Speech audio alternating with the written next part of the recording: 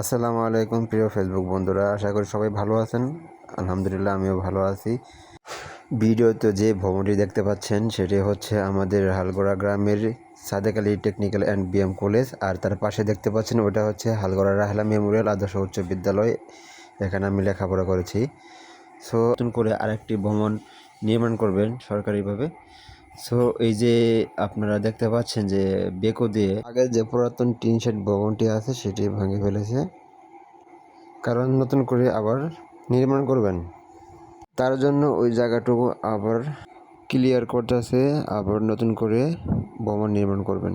সরকারি মাধ্যমে আগে যে পুরাতন টিন শেডটি ছিল সেটা ক্রয় করেছেন, তারা তাদের হেফাজতে নিয়ে যাচ্ছে। আর আমাদের গ্রামের অনেক লোকজন এখানে দেখতেছে যে আগে একটা ভবন ছিল, একটা টিন শেড ছিল, সেখানে আরেকটি ভবন উঠতে পারে, এগুলো বিষয়ে কথা হচ্ছে। আর সবাইকে বলি ভিডিওটি ভালো লাগলে সবাই লাইক, কমেন্ট অ্যান্ড শেয়ার করবেন।